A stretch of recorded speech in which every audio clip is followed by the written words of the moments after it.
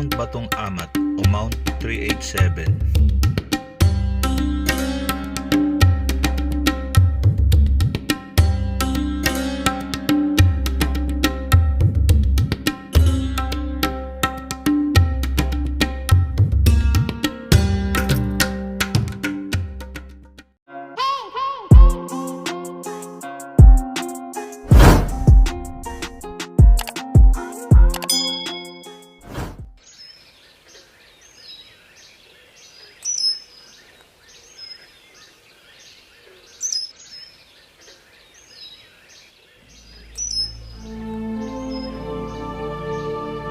Ang Batong Amat o mas kilala ngayon na Mount 387 ay nagitanyag sa larangan ng mountain climbing. Dahil sa pagiging malapit dito sa Metro Manila, naakma sa mga beginner hikers dahil sa nagre-rate lang ito ng 4/9 difficulty sa taas na 761 above sea level.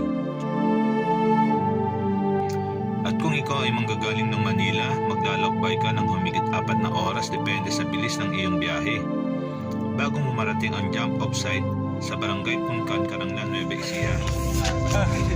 Tubig na agad? Kaya pa? Papunta pa lang tayo ng registration. Papunta pa lang tayo sa registration ha. Pagod na kayo? Papunta pa lang tayo sa registration. Registration pa lang, pagod na. Sa jump-off ng barangay Puncan, bibigyan kayo ng briefing at paalala. Ganun din ang i-assign na tour guide bago nyo tahakin ang nasa 3 kilometrong ahon bago mag-summit. Ano yan? First station? O registration pa lang? Pre-registration. Ubus na yung tubig ni Ma'am Kat to. Kanina pa to. Iwawasak ulit pa kanina pa. Umpisa pa lang ng akyat. Hindi pwedeng inom ng inom, mama. Wow, ang ganda-ganda. Ano yun, ma'am? Chocolate Hills? Echas kayo. Ito oh. Ang ganda. Ganda, di ba? Overlooking. Wow!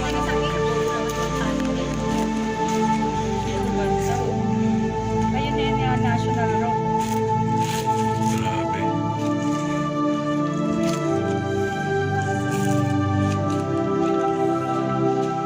Pero Jeff, dumami ang puno. Ano yan? Umuk-umuk. Ano yung umuk-umuk? Ay, pugad! Wow! Nakita mo yung pugad? Yes. Ay, ang cute! May naiwan tsinelas oh.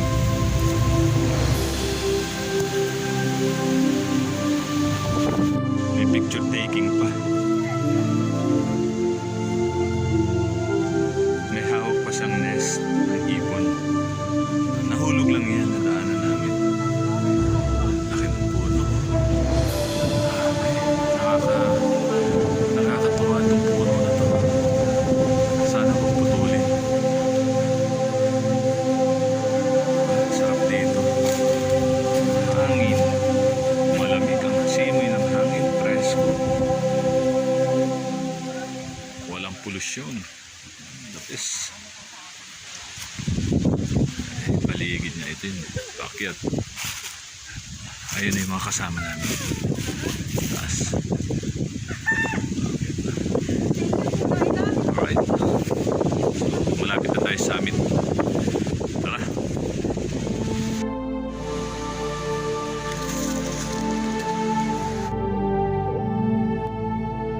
Mapapansin mo dito na habang paakyat ka ng bundok, palamig ng palamig ang preskong simoy ng hangin. Mapapansin din ang mga puno ng pine tree at meron din inilagay na mga lugar kung saan pwede ka mag-selfie kasama ng magandang tanawin para magsilbing background. Sa pine tree. Picture taking uli sila.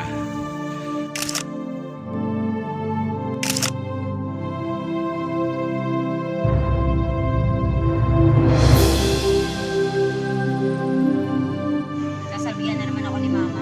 Bakit ang daming picture ni Victoria pero ikaw wala? Ikaw siya kasama na nanguna ako eh.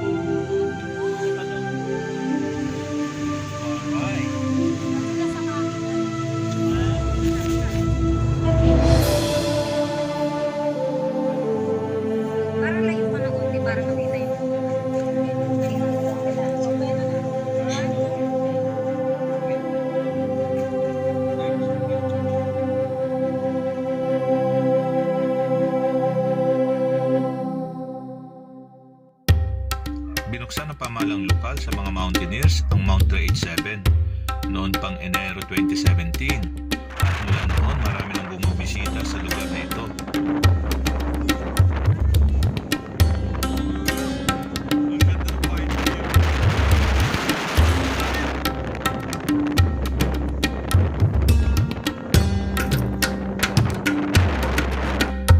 Bagong tanim na nara dito sa trail ng Mount 387. Ang bundok yun, yung Batong Amat. Ayan si Sir Jeff. Ayan, isa yan sa mga taga rito sa Caranglan, Nueva, Ecija. Yun nga, ayan, puro pine tree Ibig sabihin malamig ang klima ng hangin dito ng panahon. Kasi marami ng pine tree. Parang bagyo na din. Wow, ito pa yung pine tree Ang laki ang laking puno. At may paduyan pa sila. Diba? Paduyan, ayun, nagduduyan na naman si Mayora Siya naman lagi ang istarira Iwan nyo na yan.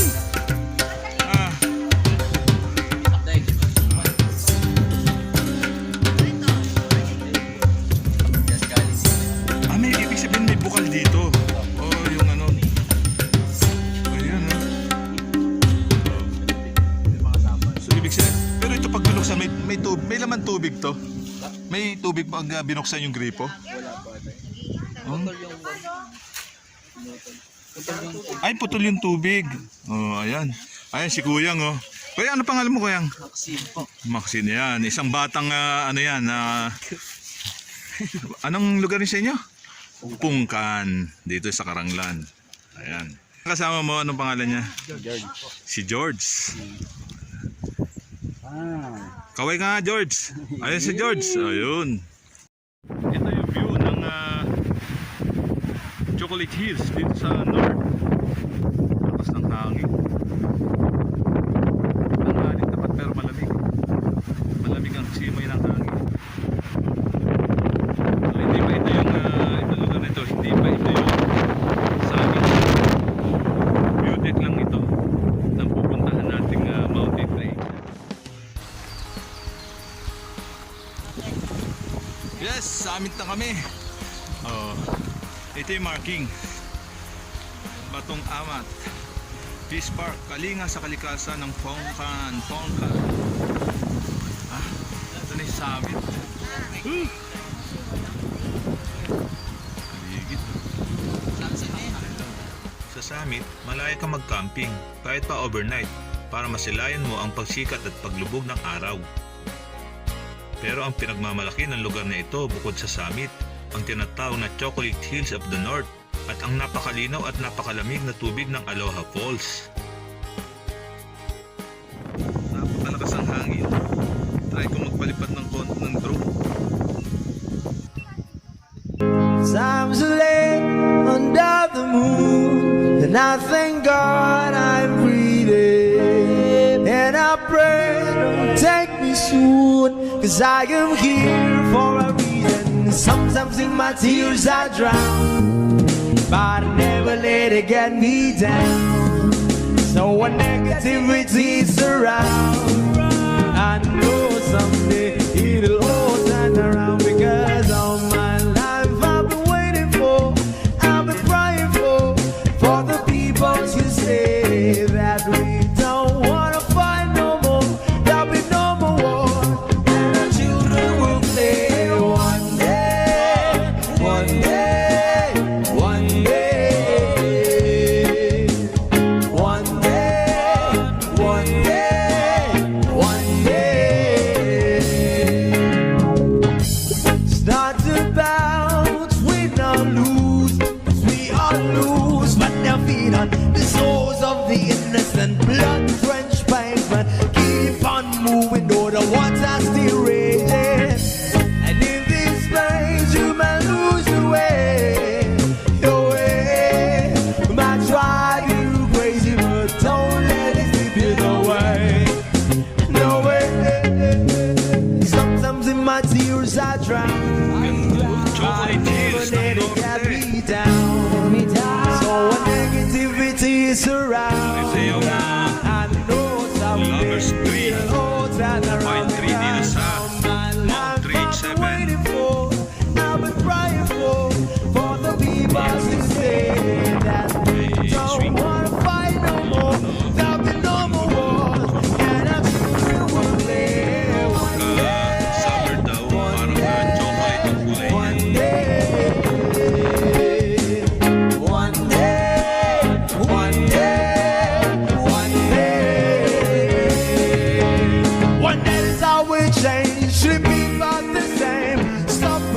violence, down with the hate. One day we'll all be free and proud to be under the same sun. Singing songs of freedom.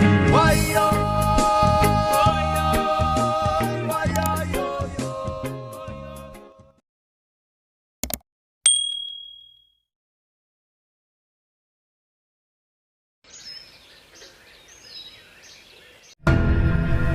Bakit nga ba tinawag itong Mount Batong Amat at Mount 387? Ayon sa kasaysayan, ang summit ay tinawag na Batong Amat o Ghost Rock. Ang ibig sabihin ng Amat sa katabing bayan ng Pantabangan ay mga multo. Dahil noong World War II ay ginamit ng mga Hapon bilang depensa ang mga bato sa tuktok ng bundok.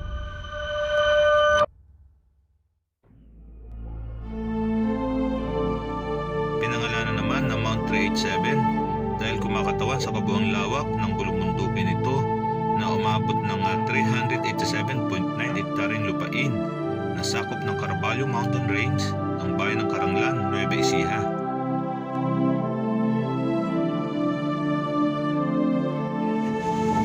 From summit ng Mount 387, dito tayo. Bababa tayo at pupunta naman tayo ng Aloha Falls. Ayan, tingnan natin kung gaano kaganda yung falls dito. Gagamit tayo ng lubid kasi medyo matarik eh. Ayan o, papaba. Kaya may lubid. So sarap, ang lakas ng hangin. Ang sarap, ang lamig. Para ka nasa Baguio. Nasa Tagaytay, gano'n. Gano'n ang pakiramdam ng hangin dito, malamig. Grabe o. Kaya ba? Wala pa bang lumalagabog?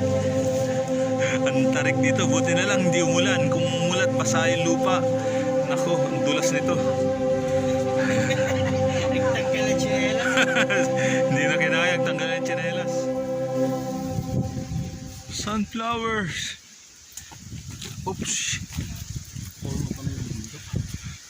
Ang galing ng mga sunflowers. Mga wild to, di ba?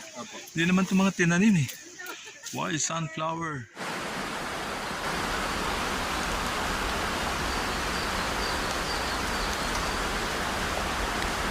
Ang lamig. Tara, ligo tayo.